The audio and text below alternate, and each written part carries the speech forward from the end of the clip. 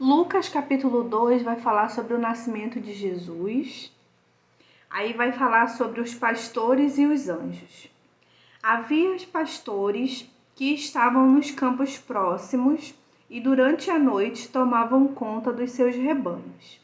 E aconteceu que um anjo do Senhor apareceu-lhes, e a glória do Senhor resplandeceu. Que hoje seja um dia que a glória do Senhor se resplandeça dentro das nossas casas, na nossa vida, na nossa família. E aí vai continuar dizendo assim: ao redor deles, e ficaram aterrorizados. Mas o anjo lhes disse: não tenham medo, estou trazendo boas novas de grande alegria para vocês que são para todo o povo. Hoje, na cidade de Davi, nasceu o Salvador, que é Cristo, o Senhor. Isto servirá de sinal para vocês.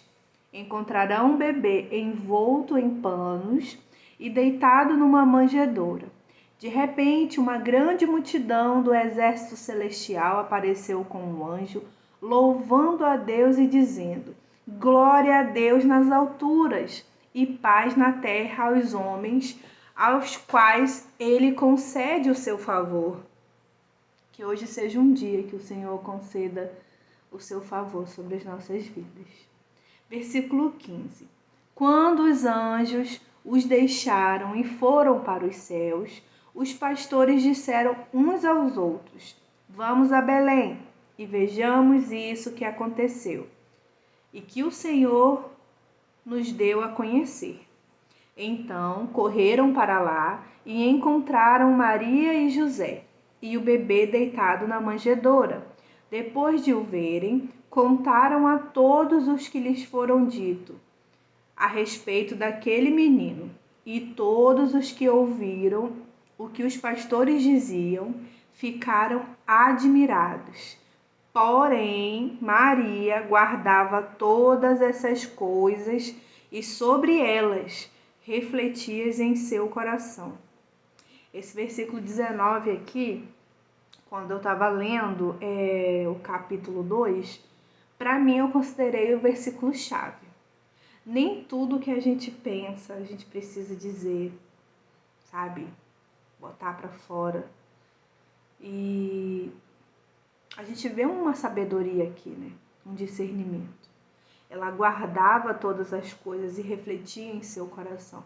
Eu imagino Maria conversando com Deus sobre isso. E é muito lindo, porque normalmente a gente é tão imediato, tudo quer falar, tudo quer expressar, né, para as pessoas ao nosso redor. Eu achei bem, como é que eu posso falar? Qual é a palavra? É um exemplo, né? Maria está deixando um exemplo aqui. Versículo 20 vai dizer: os pastores voltaram, glorificando e louvando a Deus por tudo o que tinham visto e ouvido, como lhes fora dito. Que hoje seja um dia que a gente possa glorificar e louvar ao Senhor, ser grato por todas as coisas que Ele faz em nossas vidas. Tem um versículo bíblico que fala: todas as coisas cooperam para o bem daqueles que amam a Cristo. O capítulo ele vai continuar, vai falar que Jesus é apresentado no templo, aí vai dizer assim: completando-se os 8 dias para a circuncisão do menino, foi-lhe posto o nome de Jesus, o qual lhe tinha sido dado pelo anjo antes de ele nascer. Completando-se o tempo da purificação deles, de acordo com a lei de Moisés, José e Maria o levaram a Jerusalém para apresentá-lo ao Senhor, como está escrito na lei do Senhor. Todo primogênito do sexo masculino será consagrado ao Senhor. E para oferecer um sacrifício de acordo com o que diz a lei do Senhor, 2 rolinhas ou 2 pombinhos. Havia em Jerusalém um homem chamado Simeão, que era justo e piedoso. Eu grifei essas 2 palavras, justo e piedoso, e orei para que o Senhor me ensine a ser justa e piedosa. Eu fiquei pensando também sobre a questão da Bíblia dizer características sobre Simeão, né? Eu fiquei pensando sobre as minhas características. Uma coisa para a gente refletir. E o versículo vai continuar. E que esperava a consolação de Israel, e o Espírito Santo estava sobre ele. Que coisa linda, né? O Espírito Santo estava sobre ele, estava sobre Simeão. Que o Espírito Santo de Deus esteja sobre nós. Fora-lhe revelado pelo Espírito Santo que ele não morreria antes de ver o Cristo do Senhor. Movido pelo Espírito, versículo 27. E aí eu coloquei também como um trecho bíblico importante. Movido pelo Espírito. O que tem nos movido? A raiva, o ódio, o rancor, a falta de perdão?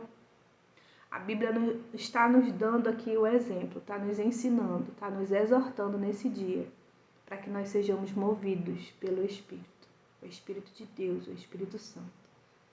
Simeão, ele era movido pelo Espírito Santo. E aí ele foi ao templo. Quando os pais trouxeram o menino Jesus para lhe fazerem o que requeria o costume da lei, Simeão tomou-o nos braços e louvou a Deus, dizendo: Ó soberano, como prometestes, agora podes despedir em paz o teu servo, pois os meus olhos já viram a tua salvação, que preparaste à vista de todos os povos, luz para a redenção aos gentios. Que lindo, né? Jesus é a nossa luz. Jesus é a revelação pra gente. Jesus nos ama. E para a glória de Israel, teu povo. O pai e a mãe do menino estavam admirados com o que fora dito a respeito dele. E Simeão os abençoou e disse a Maria, mãe de Jesus: Este menino está destinado a causar a queda e o soerguimento de muitos em Israel, e a ser um sinal de contradição, de modo que o pensamento de muitos corações será revelado. Quanto a você, uma espada atravessará a sua alma. Estava ali a profetisa Ana, filha de Fanuel, da tribo de Aser.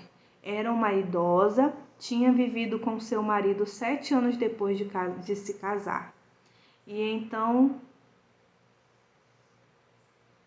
permanecera viúva até a idade de 84 anos. Nunca deixava o templo. Adorava a Deus, jejuando e orando dia e noite. Qual foi a última vez que você tirou tempo, assim, realmente? Conexão, assim, forte. Tempo com Deus. Aonde você deixou o celular de lado, o notebook de lado, toda a tecnologia de lado e foi para os pés do Senhor. Qual foi a última vez que você jejuou? Qual foi a última vez que você deixou de dormir para orar? Porque aqui está falando orando de dia e de noite. O Senhor está nos exortando nesta manhã. Tendo chegado ali naquele exato momento, deu graças a Deus e falava a respeito do menino a todos os que esperavam a redenção de Jerusalém.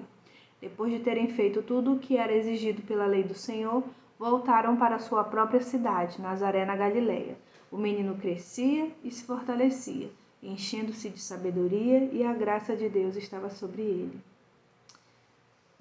O fechamento desse trecho bíblico é lindo, né? A graça de Deus estava sobre Jesus. Ele foi cheio de sabedoria.